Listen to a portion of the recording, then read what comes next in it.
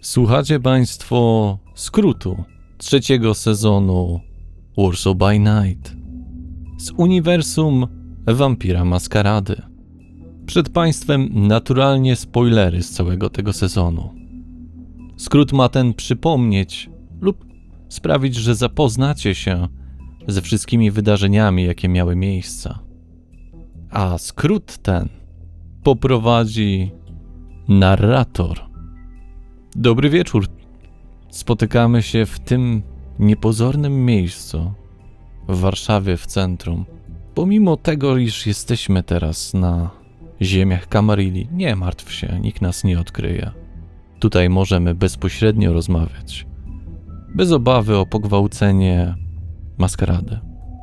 Słyszałem, że ostatnimi razami, kiedy ta cała historia się zaczęła, w tym pierwszym tomie, lub jak wolisz nazywać, pierwszym sezonie, to Aureliusz Klucz, Wentru, prawa ręka księcia Piłsudskiego, wprowadziła cię w to, co dzieje się w stolicy Polski.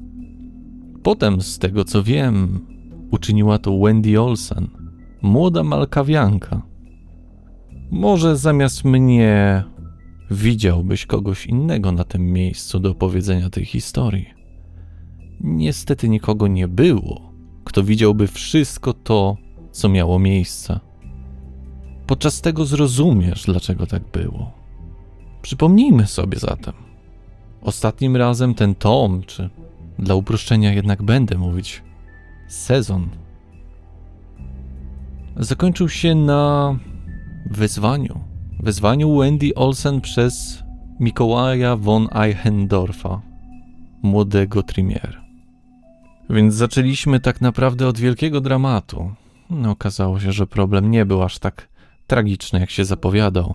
Młody Eichendorf użył leków, które miały w jakiś sposób oczyścić jego krew. Myślał, że ucieczka od wampiryzmu będzie polegała na tym, że jak się pozbędzie tej całej krwi, która ma w sobie pewien ślad Kaina, czy jego też, Trimiera. I mówię tutaj o założycielu klanu. Myślał, że jak się tego pozbędzie, wszystko się naprawi.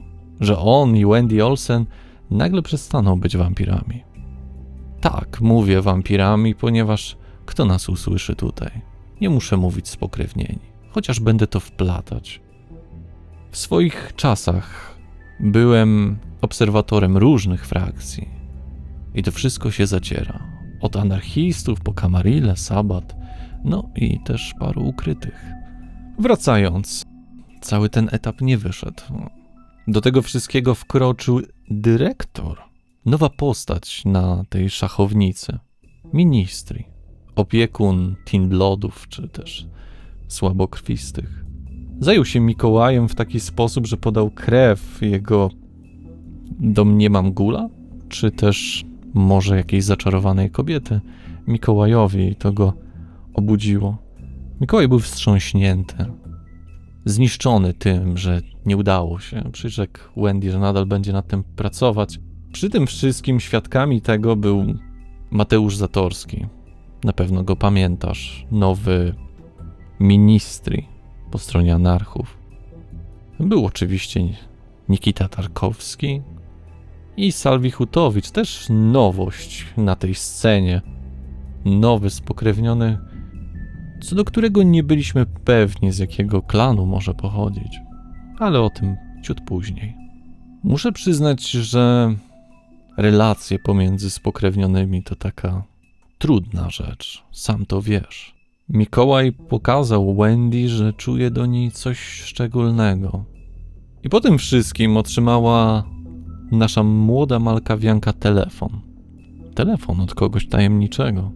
Z dużą dozą niepewności i nieufności Wendy oraz chłopacy z dużym oporem ze strony Nikity udali się do jegomościa. Okazało się, że jegomościem jest Amadeusz Milczak, Wentru będący po stronie anarchistów. Taka rzadkość, ale istnieją. No cóż, po tej ciemniejszej stronie księżyca, że tak to nazwę, okazało się, że Amadeusz proponuje im sposób na zarobek. Spytał ich o referencje, ale ewidentnie tego nie zrozumieli. Rzucając gdzieniegdzie żarty, w to wszystko wplątywając, dał im możliwość zarobienia. Pojechania w jeden adres, o którym wiedział skądś od jakiegoś informatora, że znajdują się tam narkotyki. Nie wiedział ile osób tego chroni, no ale cóż. Nasi młodzi spokrewnieni z dużym oporem od strony Salviego Hutowicza udali się tam. I muszę przyznać, że wykonali to bardzo po cichu, bardzo z rozwagą. No, jak wspomniałem, poza Salvim. Głównie dlatego, że Salvi przyznał, że kilogram narkotyku kuje go, żeby zarobić na tym. To też zdecydował się zniszczyć te narkotyki. Nie oddał ich swoim towarzyszom, żeby więcej na tym zarobili. Oczywiście ten Amadeusz, ze względu na to, że, jak to określił, jest wampirzym prawnikiem, powiedział, że zabierze sobie pewien procent. Przystali na to. Ale decyzja Salviego sprawiła, że nawet oni dostali mniej. I tak, faktycznie. Salvi zniszczył swoje narkotyki, wrzucając je do kanałów. Och, jakaż to by była ironia i żart, gdyby jakiś Nosferatu akurat podróżował tym.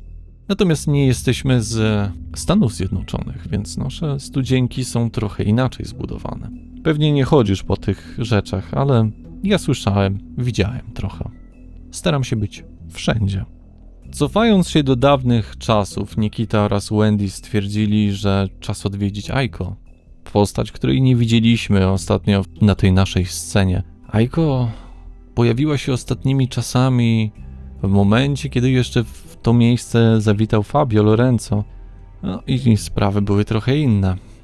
Więc w dniu, w którym mieli się nie wychylać, czyli 11 listopada, zdecydowali się ją odszukać. Mieli dużo szczęścia, bo na nią trafili. Udali się tam odpowiednio wcześnie i złapali Aiko, jak wychodziła ze swojego sklepu z artykułami około japońskiej kultury. Aiko była sobą, to znaczy dużo wygłupiała się, dużo pokazywała siebie. Do momentu, w którym cała ta grupa, poza Mateuszem, który gdzieś się zmył, udała się do wyznaczonego miejsca przez Aiko, żeby po prostu spotkać się, porozmawiać. Nikita, kolokwialnie mówiąc, z grubej rury powiedział jej, że znalazł w Centrum Nowych Technologii, tam od czego to boom całe się zaczęło, informacje o tym, że Inkwizycja wie, kim jest Aiko, że Aiko to tak naprawdę Zuzanna Myślowska. Serce Aiko mogłoby stanąć w tamtym momencie. Jej cała fasada runęła, jej optymizm, energia, wszystko rozbite w drobny mak. Aiko się bardzo przejęła. Wyprosiła ich, natomiast po pewnych przekonywaniach zgodziła się, żeby zostali, żeby spędzili normalnie czas, jak ludzie. Co do ludzi, to była dobra decyzja, bo za drzwiami jej sklepu Jatta maszerowało może i 100 000 osób ze względu na święto. I tak oto spędzili spokojnie ten wieczór. Następny miał być zupełnie inny. Nikita Tarkowski dostał zaproszenie do wywiadu w TVN-ie, miał opowiedzieć trochę o swojej polityce, o swojej partii, wiesz. No było troszeczkę przy tym śmiechu, nie da się tego ukryć. Z jednej strony wyszykowanie się jego, z drugiej strony Salvi cierpiący na efekty swojej przemiany. Nikita nie miał zbyt już normalnych oczu. Nikita się zatracał, ale to słychać było od jakiegoś czasu. Niemniej jednak udali się w tamte regiony, a raczej Wendy, z Mateuszem, Salvim i Nikitą, gdzie oczywiście ze względu na to, jakie czasy mamy, wirusów i tego wszystkiego, tylko Nikita wszedł do studia TVN. Reszta została na swoich rzeczach. Wszyscy oczekiwali tego wywiadu, żeby pooglądać, posłuchać, co on powie. Ale prawda taka osłupiła nawet mnie. Mnie jako narratora. Bo widzisz, Nikita spotkał się z dosyć popularną osobą. Z Tomaszem Kamelem. Czy jest wampirem? Nie powiedziałbym. Widziałem go w tylu zdjęciach na świetle, chociaż to wszystko można sfingować. Ale okazało się, że pracuje dla kogoś i ja dokładnie wiem dla kogo. Nikita również się przekonał. Wszedł do małego pomieszczenia i głos, dosłownie głos, rozmawiał z nim. Głos radia. To radorka pracująca dla Camarilli wyszła z bardzo indywidualną ofertą do Nikity. Z rzeczą, która możliwe, że jeżeli inni z Camarilli by się dowiedzieli, bardzo by się jej przyglądali, albo czekała może by na nią jakaś kara. No więc głos radia, bo tak na nią mówią, jest zapewne tak samo prywatna jak chociażby profesor Szyfr. Rozmawiała z nim tylko przez słuchawkę, a w Nikitę były wcelowane 2 kamery. Powiedziała mu, że ma dla niego możliwość, ma dla niego szansę. Jeżeli będzie sprzedawać anarchistów, jeżeli będzie ją informować, da mu wiele. Powiedziała, że nie widzi żadnego potencjału w Salvim, Wendy czy Mateuszu. Powiedziała, że widzi w nim, że pomoże mu z partią, że ona jest mediami, że ona może wiele mu dać. Czy to prawda? Nikita nawet nie wiedział. Nikita spytał, czy może to przemyśleć. Zaskoczyło mnie. Staram się być neutralny najbardziej, jak tylko mogę, jako ktoś, kto opisuje tą historię. Ktoś, kto opisuje ją z daleka. Ja, jako narrator, wiem, jak istotne jest człowieczeństwo.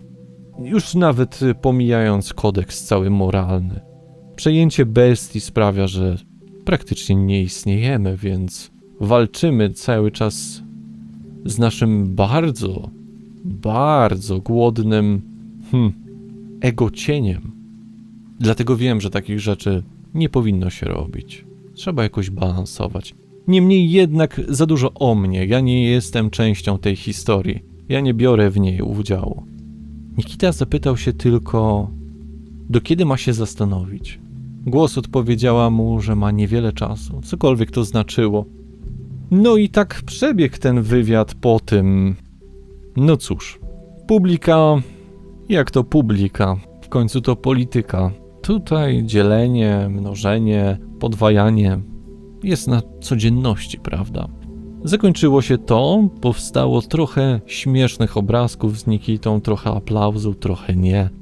Przeszło jak przeszło, pewnie jak większość. Pojawił się i trochę zapadł, pewnie jakiejś części w głowie. Nie jesteśmy już w czasach, w których telewizja jest ogromnym medium. Wszystko się zaczęło zmieniać od pewnych lat, ale to nie o tym. Następnym krokiem w tym wszystkim była rozrywka. Tak. Wendy dołączyła do Mikołaja i Gilliego do klubu zwanego Madame Q z burleską. Rozrywka raczej dla dorosłych, jak możesz się domyślać. Poznali tam Jolę, pewną formę, jak to określają, drag queen. No cóż, Jola, toreadorka. Bardzo kolorowa i przedziwna postać, ale różni toreadorzy mają różne fiksacje. Tutaj doświadczyli nasi spokrewnieni występu. Nie Joli, kobiety, która zaśpiewała piosenkę o nazwie Czerwona sukienka.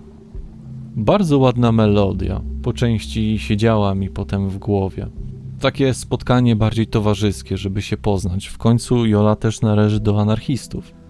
No cóż, po tym wszystkim zadzwonił Amadeusz z dobrymi wieściami. One się nie zdarzają za często, jak możesz się domyślać. Udało się sprzedać pieniądze za te całe narkotyki. Chapeau bas, czas się zacząć interesować zdobyciem własnego, dobrego lokum. Następnej nocy wydarzyła się sytuacja bardzo zadziwiająca.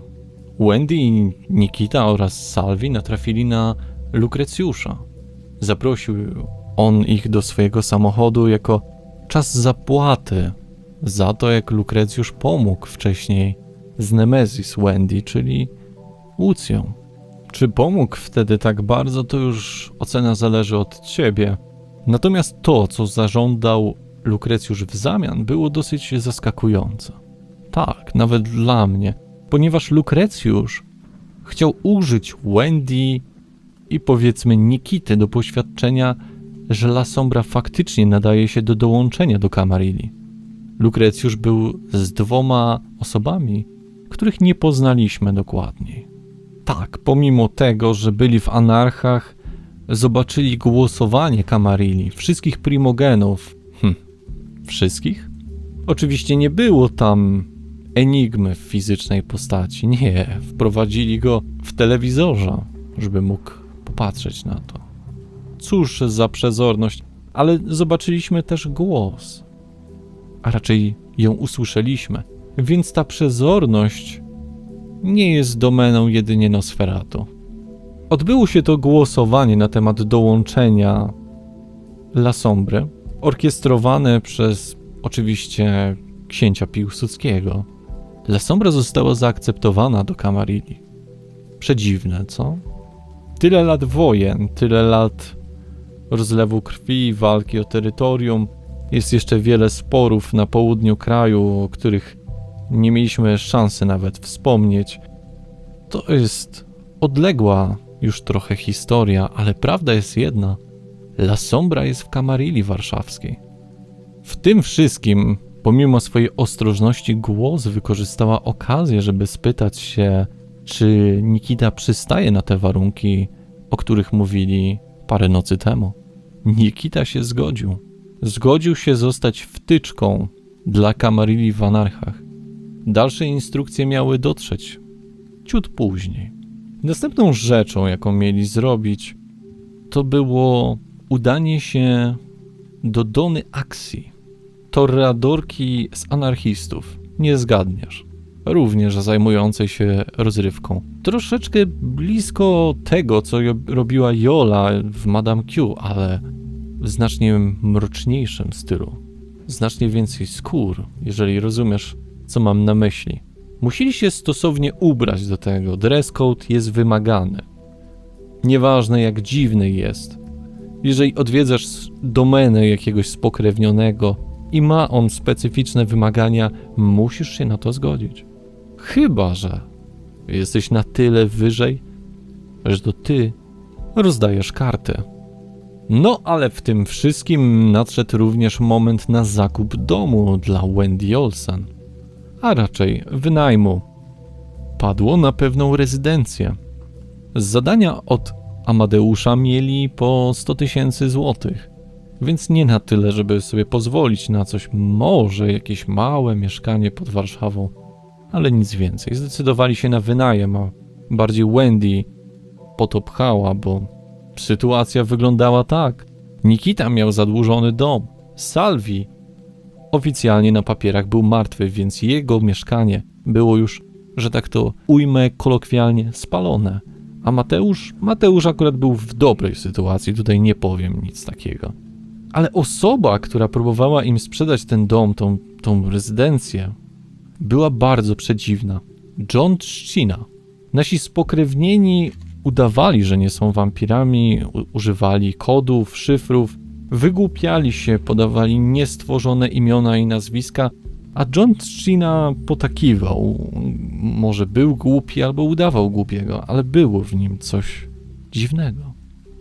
No cóż, ale przystano na tą ofertę, zgodzono się. Wendy się zgodziła, podpisała kontrakt. Pomimo pewnych niepewności, zaczęli się jakoś uwijać w tym gniazdku. No i cóż, odkryli sekretną piwnicę, w której widać było pozostałości krwi, coś na wzór ołtarza ofiarnego, bardziej sarkofagu. Potem dodatkowo okazało się, że na strychu są duchy, które Wendy widziała. Pełen komplet. Wzbudziło to duże wątpliwości, czy opłaca się zostać w takim miejscu. Ale co się podpisało, to się nie odpisze, szczególnie z osobą tak tajemniczą. Nadszedł moment przebrania się i pojechania do klubu Dony Axii. Ku zdziwieniu wszystkich Nikita znał hasło do wejścia do klubu Dony, co sprawiło, że Wendy wykorzystała to do podssysania plotki, jakoby Nikita był tancerzem erotycznym w takich miejscach. Trolując, jak to młodzież określa, dwóch pozostałych spokrewnionych, czyli Mateusza i Salviego. W całej tej drodze, w tym wszystkim dochodziło do tarć młodego ministri z młodym Bruge'a. Poszło jakieś prowadzenie auta, o to, o tamto. Czuć było, że ten konflikt narasta. Ten konflikt był nieunikniony od samego początku. Mateusz pochodził z ostrych okolic Wrocławia. Nikita burzył się i bardzo mieszał w momentach, w których Mateusz próbował go szczypnąć. Taki już jego był charakter, ale Nikita nie pozostawał mu dłużny. Grozili sobie wzajemnie i czuć było, że to wszystko może trochę pęknąć. Atmosfera pomiędzy całą tą grupą wyglądała jak w zespole rockowym, gdzie wszyscy członkowie się jakoś kłócą. Co prawda tutaj Salvi wykazywał się sporym zapasem cierpliwości i starał się tolerować i jednać jednego z drugim. Wendy wykorzystała to dla siebie po to, żeby mieć trochę spokoju, przerzucając odpowiedzialność za zajmowanie się chłopakami na właśnie Salviego. Ile można w końcu? No cóż, klub sam w sobie był dosyć egzotyczny, że tak się wyrażę. Wendy gdzieś przepadła z dwiema kobietami, które zaproponowały jej wspólny pokój na... możesz się domyślać co? W międzyczasie dochodziło do coraz większych tarć pomiędzy Nikitą i Mateuszem. Praktycznie nic sobie nie robili z tego, że są nie na swoim terenie, że są na terenie kogoś, kogo nawet jeszcze nie zdążyli poznać. Och, naprawdę było blisko, żeby tutaj zaczęły lecieć dyscypliny w jednego i w drugiego i byłoby trochę postronnych. A ja wątpię w to, że osoby na tej imprezie były świadome tego, że my istniejemy. Salvi tutaj trochę pomógł, ale czuć było, że ten konflikt, będzie bardzo ciężko zażegnać. Mateusz zaatakował Nikitę, Nikita Mateusza i tak dalej. Ale wrócę do Wendy, bo tutaj wydarzyło się coś niezwykłego. Okazało się, że to nie są zwyczajne dwie śmiertelniczki, które chcą uciec się do pewnych rozkoszy ciała. O nie. Okazało się, że Wendy pierwszy raz świadomie w swoim życiu spotkała swoje stwórczynie. Tak, stwórczynie, mówię tutaj w liczbie mnogiej, bo wychodzi na to, że Wendy ma w sobie krew dwóch spokrewnionych. Jakież to przedziwne. Ale ten świat można podsumować nieskończoną ilością słowa to dziwne, nietypowe, nadzwyczajne. Niemniej jednak Wendy zadała wiele pytań i parę pytań też padło w jej stronę. Wendy nie była tak zła, jak myślała, że będzie, bo tyle czasu upłynęło. Dużo emocji opadło. Wendy wiele się dowiedziała. Dowiedziała się, komu ufać bardziej lub mniej. Została przestrzeżona przed Malkawianami, przed siostrą Mikołaja von Eichendorfa. Ostrzeżona, że inkwizycja nadejdzie za ponad miesiąc. Niedaleko pada jabłko od jabłoni, jeżeli chodzi o zbieranie informacji. Stwórczynie przyjęły ją bardzo chłodno. No cóż, zderzyły ją z rzeczywistością. Wendy miała alternatywę jedyną w takiej postaci, że w tamtej nocy, wtedy w Różowej Willi, od czego wszystko się zaczęło, mogła zginąć po prostu, wypita przez jakiegoś nieznanego wampira po dziś dzień. A może mogłaby być przez kogoś z nich zamieniona. Niemniej jednak bliźniaczki dały jej szansę na nowe życie, na wykorzystanie go w lepszy sposób, niż wykorzystywała swoje śmiertelne. Została przestrzeżona również przed Kuei-jinami, taką dla nas bardzo orientalną rasą. Ale nie tylko. Wendy została ostrzeżona przed czymś, co nie jest inkwizycją i nie jest sabatem. Ale w tej całej enigmatyczności nie dowiedzieliśmy się do końca czym. Wendy jest nadal wysyłana na dalsze szukanie informacji. Co za tym stoi i jak to się dzieje. No cóż. Odchodząc od tego całego filozoficznego spostrzeżenia, nasi spokrewnieni w końcu spotkali się z Doną Accią. Cóż za kobieta.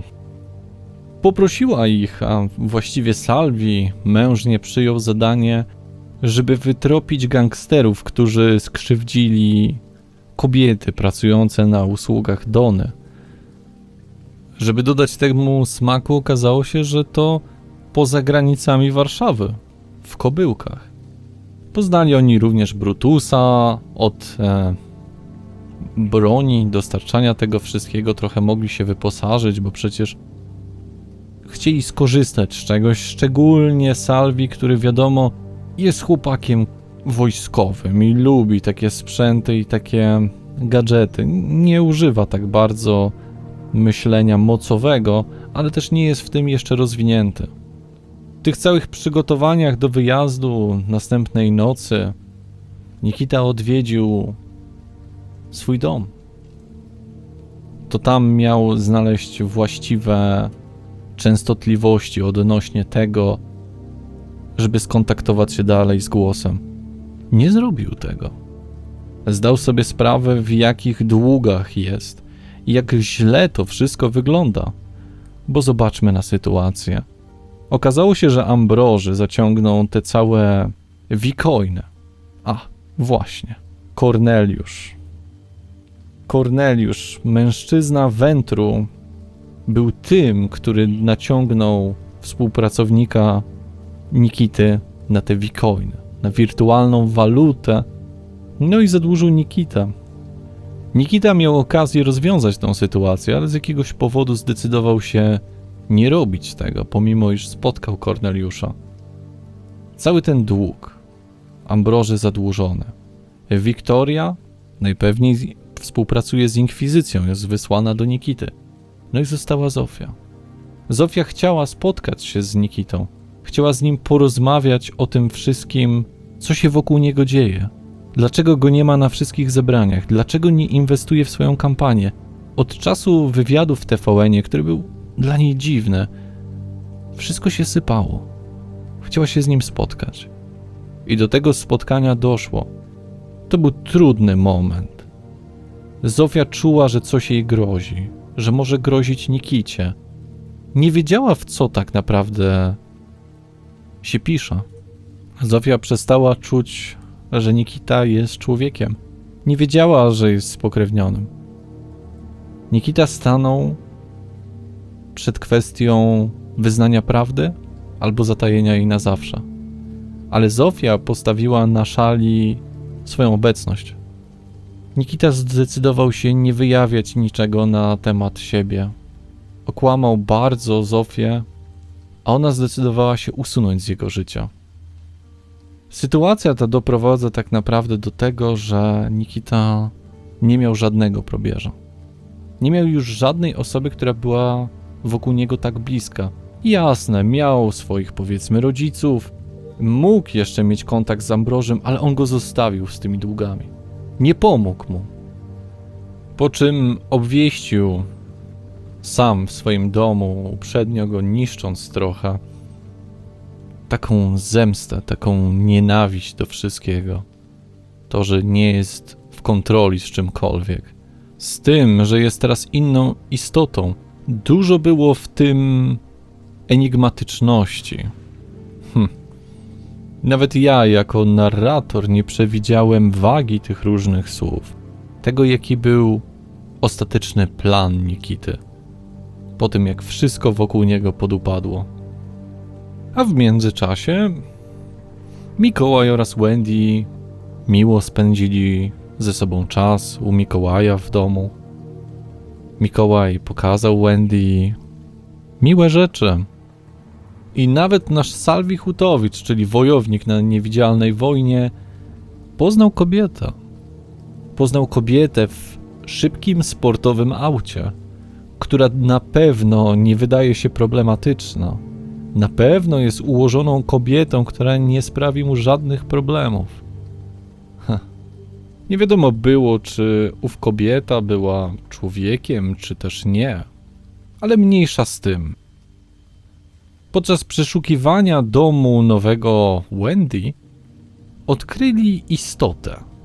Tak, istotę, która po ustaleniach Mateusza ze swoją stwórczynią Brają nazywała się Rua. Była żywa i nieżywa. W wodzie odzyskiwała życie, a tak była ususzona. Uznano nawet, że to może jakaś pozaziemska istota. Wiele było teorii oczywiście. No ale następna noc, całe to przygotowanie, wszyscy wyposażeni, ruszyli do Kobyłek.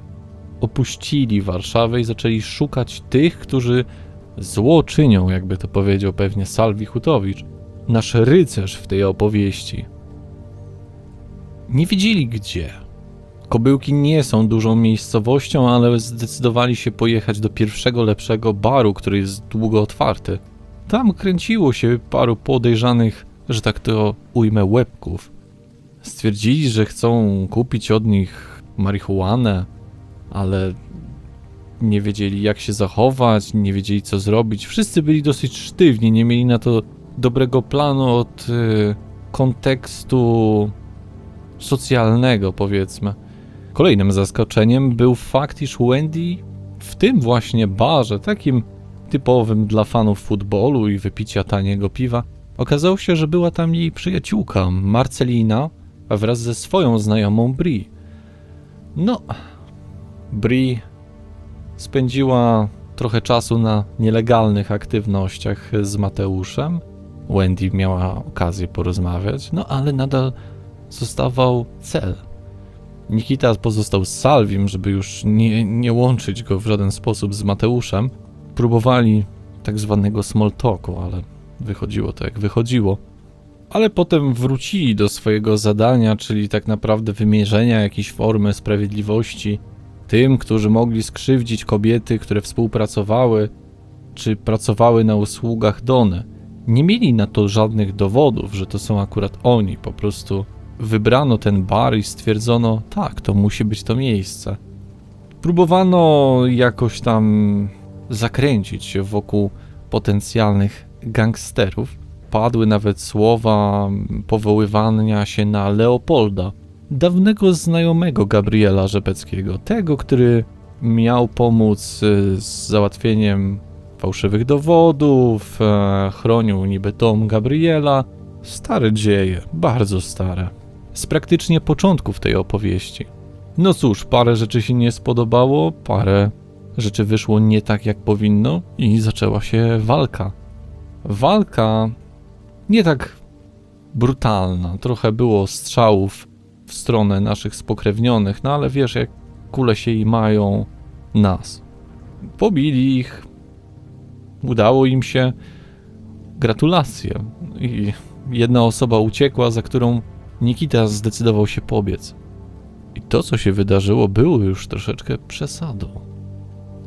Nikita wytropił mężczyznę, złapał go, znęcał się w jakiś sposób nad nim, kazał mu się napić jego własnej krwi, a potem wypił go do samego końca.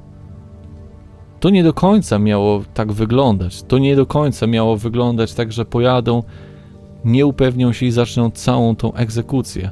Oczywiście dowiedzieli się, że jest ktoś, kto potrafi rozprowadzać narkotyki i różne rzeczy i dostali adres, ale zostali ostrzeżeni, że te osoby, które tam są faktycznie bardzo niebezpieczne, że faktycznie niektórzy z nich woleli prawie zginąć, niż podać to miejsce.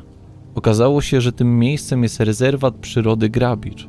Pojechali tam, oczekując może gangsterów najzwyczajniejszych w świecie, może kogoś, kto będzie mocno uzbrojony, ale to, co na nich czekało, było zaskoczeniem.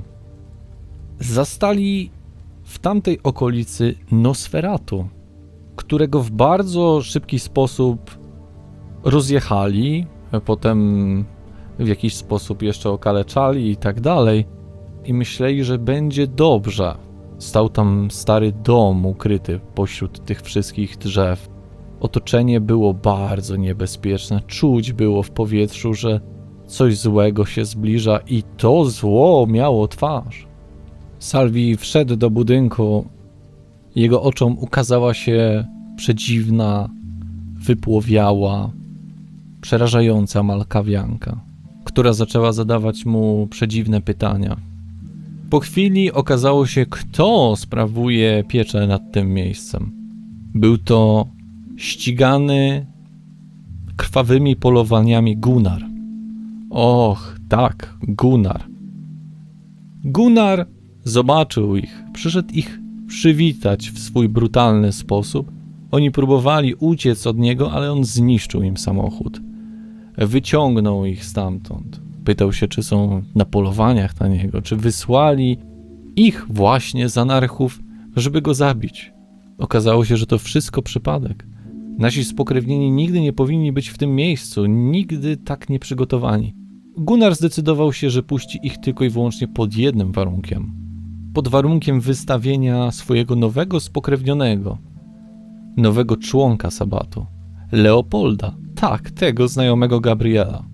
Nikita zdecydował się być tym, który odbędzie ten pojedynek. Pojedynek miał być na śmierć i życie. Nie było innej drogi. Z dużymi trudnościami, pomimo wszystko, Nikicie udało się wygrać.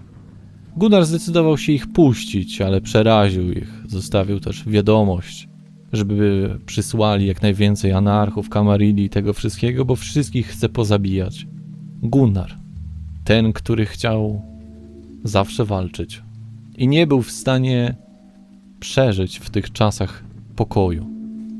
Poszły oskarżenia po tym wszystkim na Amadeusza, że to on ich wysłał w tak niebezpieczne miejsce, to on pomógł powiązać to wszystko, że Amadeusz wskazał Donę akcję, która wysłała ich odnośnie tych kobiet i tego wszystkiego. Byli źli na Amadeusza. Amadeusz nie miał najmniejszego pojęcia. No cóż, powrócono do swoich domostw i były duże nadzieje na to, że się skończą dziać dziwne rzeczy. Gdyby nie fakt, że po przespaniu się, po powrocie z tych całych kobyłek, na środku ogrodu u Wendy pojawił się kokon. Tak, kokon ogromny, na 1,80 m może. Myślano, UFO? Kosmici? Cóż to jest? Po dogładniejszych oględzinach, poświeceniu tym wszystkim okazało się, że to śpiwór, taki zapinany. Wyszła z niego kobieta. Tak, kobieta. Okazało się, że to gangrelka Basia, która należy do anarchistów. Ale w tą całą bajkę, że należy do anarchistów i że współpracuje z naszym Mieczysławem Pongowskim, gangrelem Odzo, nie uwierzył w ogóle Mateusz. Mateusza jak na ogół przepełniał pewien luz, tak, tym razem był kompletnie znerwicowany. Nie mógł w to uwierzyć, że kupili bajkę tej całej Basi.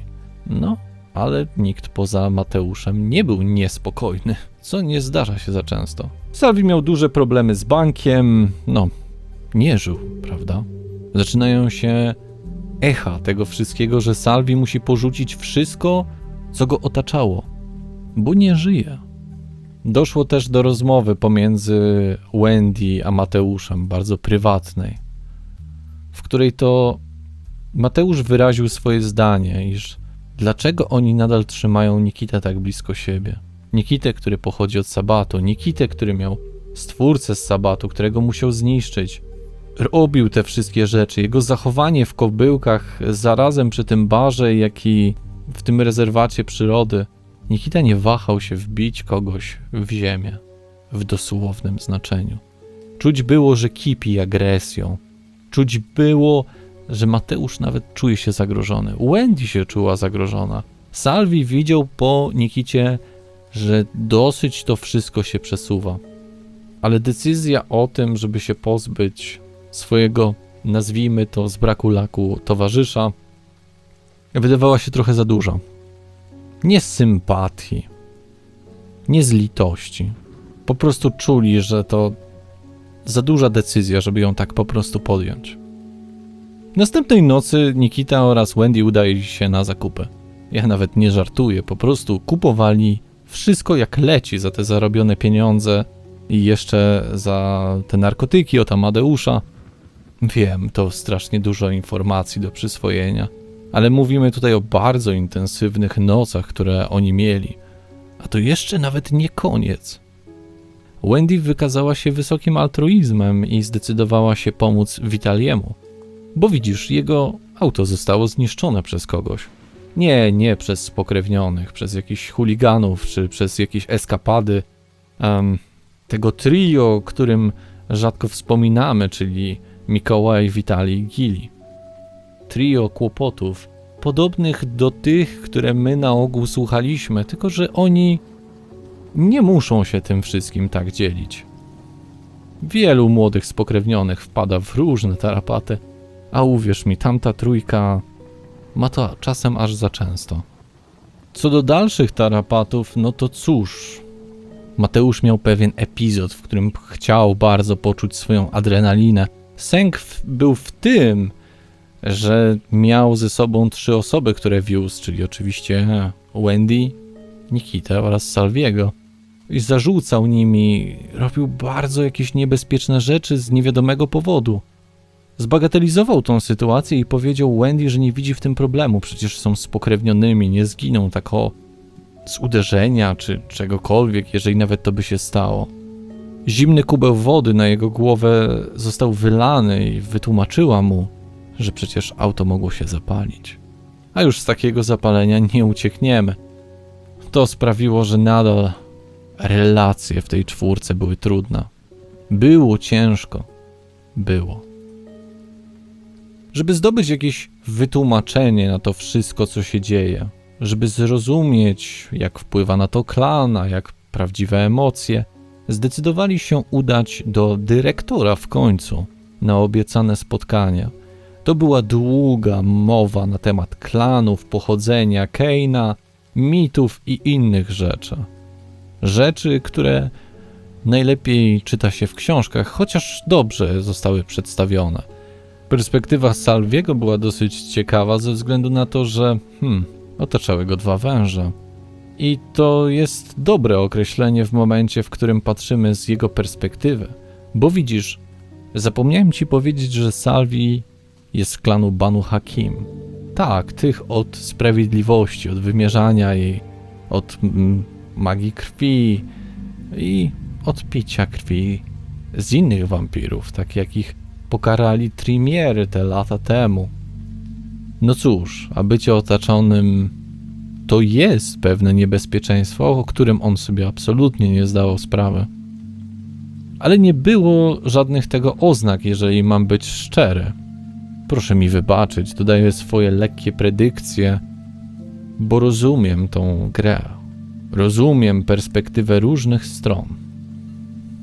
A co do magii krwi, to wypada wspomnieć, że na tym etapie zdecydowali się w końcu poznać. No nie wszyscy, bo akurat nie było obecnego Mateusza. Ten Mateusz ma tendencję, odkąd się pojawił w Warszawie, do znikania.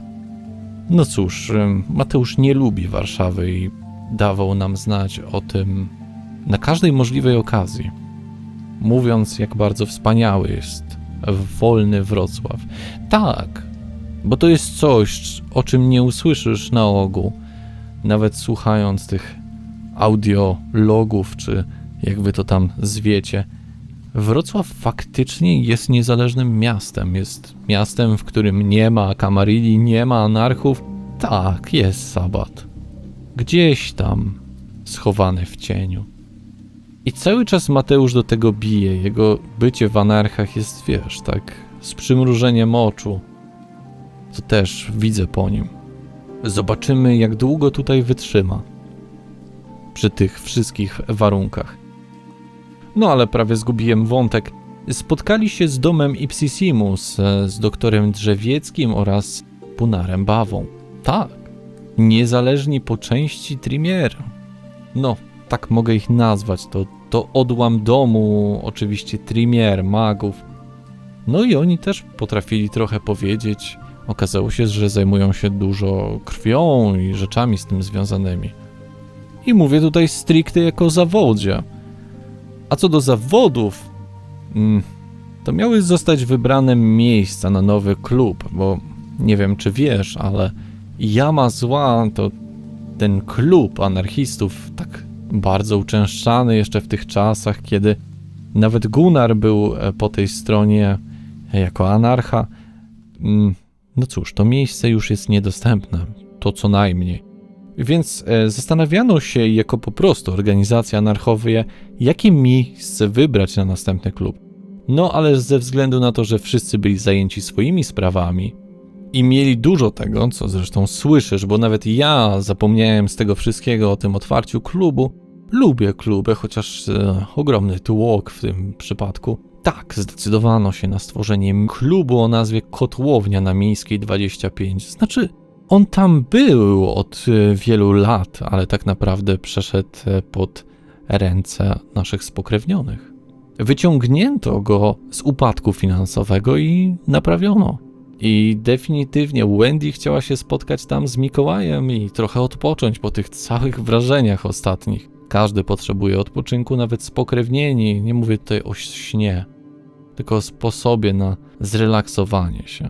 Ale to był moment, w którym te cały czas góry, doły, te śmieszne sytuacje, te raz kompletna błogość przez chwilę, potem znowu dramat, potem morderstwa, potem jakieś inne straszne rzeczy. Wtedy to wybuchło. Wiesz czemu wybuchło? Otóż Nikita zdecydował się wziąć auto Mateusza i udać się na przejażdżkę. Dokąd? Zapytasz. No mnie też to zaskoczyło. Zdecydował się pojechać prosto do Gunnara. Zdecydował się z jakiegoś, nawet dla mnie, niezrozumiałego powodu pojechać do Gunnara i Gunnar mu postawił sytuację w taki sposób, że dobrze, może dołączyć do Sabbatu, może być w ich szeregach. W końcu już miał renomę. W momencie, kiedy przywiezie osobę dla siebie najważniejszą.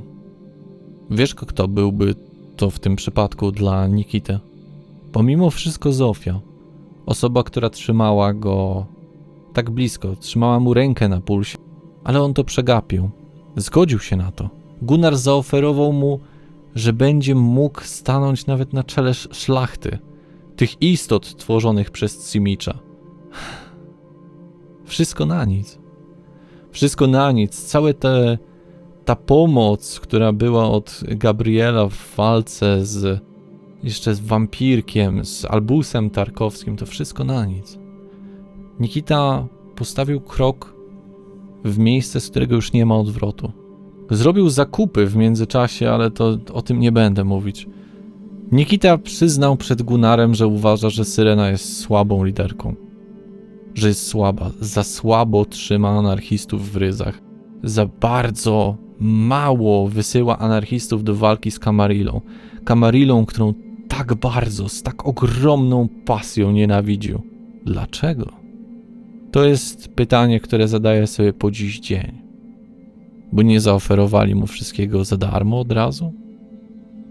Zadziwia mnie to, mimo wszystko, pomimo tego, jak starym jestem spokrewnionym, że Syrena, która wyciągnęła do niego rękę raz za razem, która chroniła go przed wieloma złymi rzeczami, była w jego historii tą królową, którą chce obalić, tą monarchinią, którą trzeba zniszczyć. Nikita nawet miał ambicje, żeby znaleźć kogoś z anarchów i zrobić to.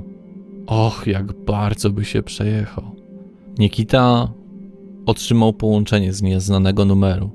Połączenie to było od Wiktorii, jego pracującej pod przykrywką pracownicy. Wiktoria błagała Nikitę, żeby pojawił się w danym miejscu. Nikita uważał, że to pułapka, ale pomimo wszystko zdecydował się tam pojechać. Czym szybciej, tym lepiej. Nie słuchając absolutnie ani Salviego, ani Wendy w tym wszystkim. Mateusza po prostu nie było, ale myślę, że też by odradził cały ten pomysł jechania do prawdopodobnie agentki Inkwizycji, która może go zabić po prostu sam na sam. Nie wiadomo, co ma Inkwizycja, prawda? Nikita zrobił coś bardzo dziwnego. Wziął samochód Mateusza i zerwał tablicę rejestracyjną. Nie minęło tak naprawdę parę kilometrów i policja go zatrzymała. Rutynowa kontrola, po prostu podejście. Policjanci nie wiedzieli, co na nich czeka. Chcieli tylko zwrócić uwagę na brak rejestracji, wypisać mandat, zobaczyć prawo jazdy i tak dalej, ale do tego wszystkiego nie doszło. Wiesz czemu?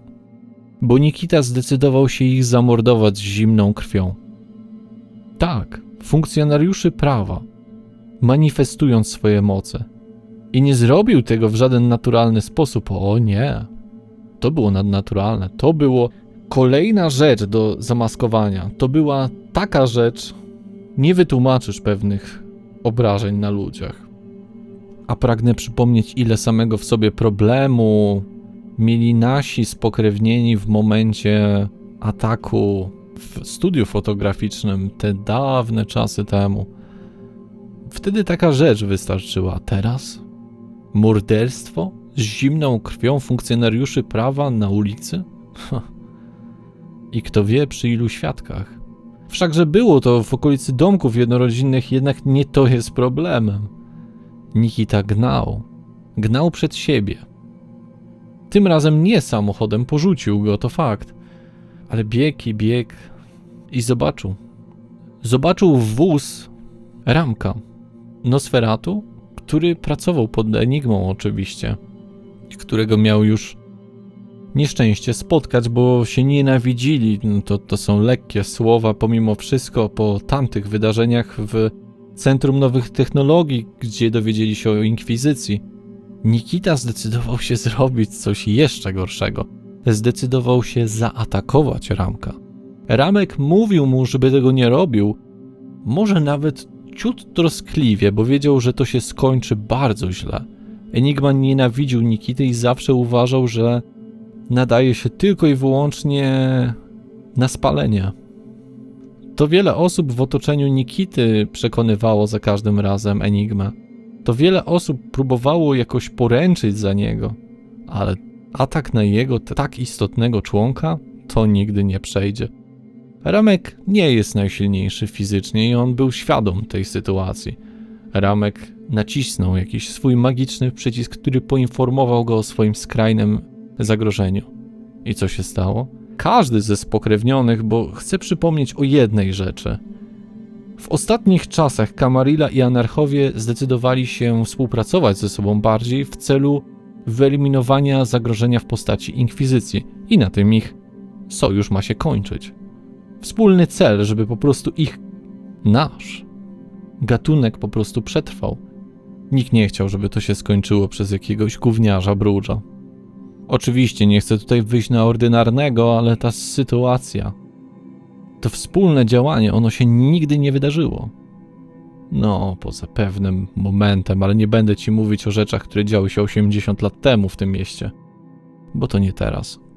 Nikita faktycznie zabrał stamtąd Wiktorię. Zabrał ją do kościoła, do którego mieli pojechać. Zostali wysłani. Nawet sam dyrektor, ten z ministrii, podawał im ten adres, że powinni zbadać ten kościół jako potencjał z tym, że inkwizycja może tam działać.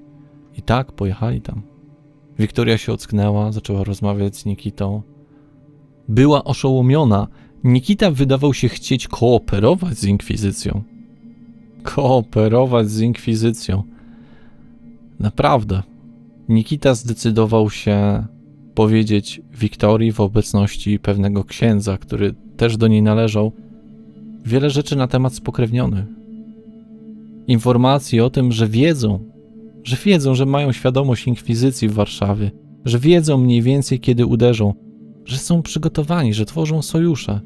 Nikita sprzedał dosłownie cały swój rodzaj. Spokrewniony, który przy anarchach mówił, że jest anarchistą, że walczy o wolność, o lud. Camarilli oczywiście nigdy nie lubił, ale przed sabatem mówił o sobie jako o rasie panów, że jest ponad ludźmi. I przed inkwizycją koniec końców stwierdził, że chce napuścić wszystkich na siebie wzajemnie. Może mniej na anarchów, ale nadal. Sprzedał wszystkich. Swoich znajomych, swoich przyjaciół, każdego, kto był ponadnaturalny. Wiedział, że to koniec, wiedział, że to jest ten moment, w którym zginie. Wielu spokrewnionych od razu wiedziało, gdzie się udał. Ach, cóż za obraz, kiedy widzisz, jak naprawdę sporo samochodów czy osób biegnie do tego kościoła.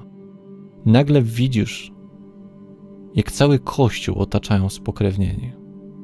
Anarchiści, trochę skamarili, którzy mieli bliżej. Ksiądz zginął. Nikita chciał, żeby Wiktoria pozbawiła go życia, ale nie zdążyła. Oj, nie zdążyła. To syrena weszła do tego miejsca. To syrena urwała ręce Wiktorii, a potem zrobiła to samo Nikicie, widząc, że on próbuje sobie odebrać drugie swoje życie. Pojmano go. Pomimo, iż na papierze był anarchistą, wiadomo, kto najbardziej chciał go przesłuchać. Kto najbardziej chciał wydać mu karę. Tak. Nikita został zabrany przez Enigmę. Nie bezpośrednio oczywiście, ale tak, Enigma zabrał Nikitę. Wendy pokazała, jak bardzo gardzi nim. Salvi był tak zszokowany tą sytuacją. Mateusza nie było. Mateusz często opuszczał takie ważne momenty. Czy mu wyszło to na lepiej, na gorzej? To był moment, w którym Wendy oraz Salvi zastanawiali się, czemu nie zadziałali znacznie wcześniej. Czemu nie przeciwdziałali tym wszystkim rzeczom, które zaszły. Nie można było powiedzieć, że nie dało się tego przewidzieć, bo były tego symptomy, były tego dowody, że coś takiego lub podobnego może się wydarzyć. Ale jak mówię, może optymistycznie zakładano, że wyjdzie pozytywniej. Jedynym pocieszeniem z tego wszystkiego był fakt odnalezienia dokumentów inkwizycji, które wskazywały na adekwatną datę. Inkwizycja zamierza nadejść w Sylwestra i inkwizytorzy nie skontaktowali się ze sobą wzajemnie, żeby powiedzieć, jak masowo zostali zaatakowani w tamtym kościele. To jest jedyny plus. Bo teraz nadchodzi moment, w którym Wendy Olsen, Salvi Hutowicz oraz Mateusz Zatorski będą przepytywani, czy wiedzieli to o Nikicie, jaki mieli w tym udział, czy mu pomagali, czy nie. To zostanie skazą na nich za to, że mieli go tak długo w otoczeniu, że nie pozbyli się go wystarczająco szybko. Niestety, ale takie są realia. Nie stali się oni jak on. Nietrafne byłoby tutaj powiedzenie, z kim się zadajesz, takim się stajesz.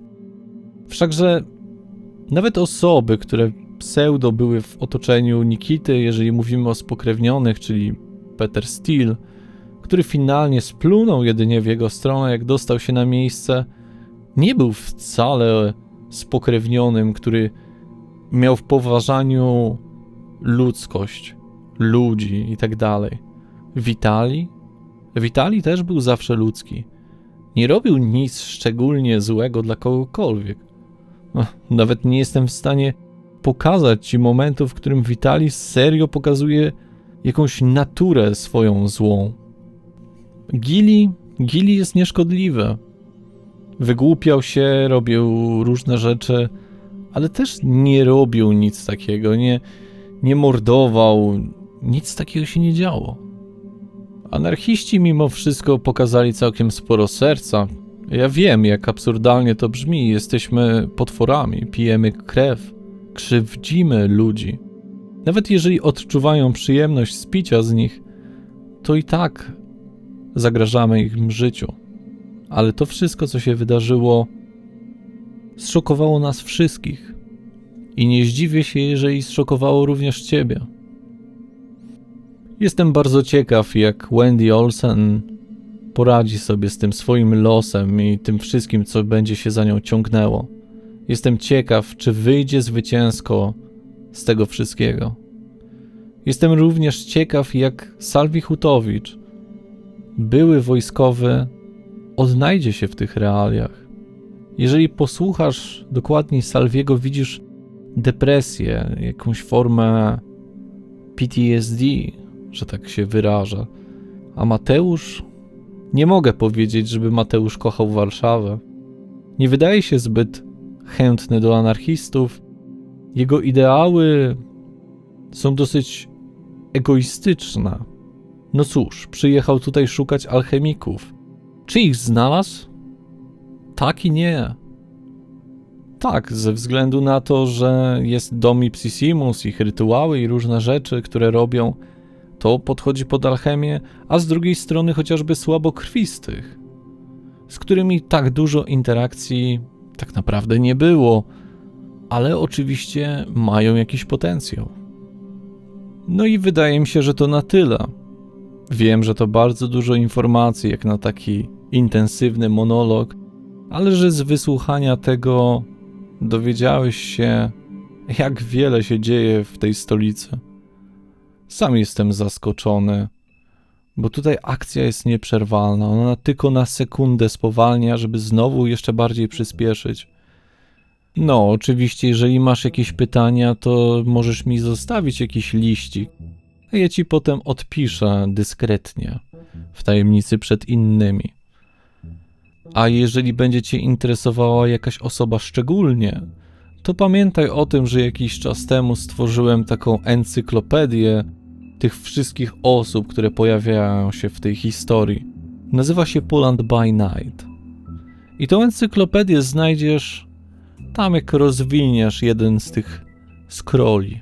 No, a teraz nie pozostaje mi nic innego, jak wrócić do spisywania dalszej części tej historii. Także dziękuję ci za odwiedzenie mnie i wysłuchanie.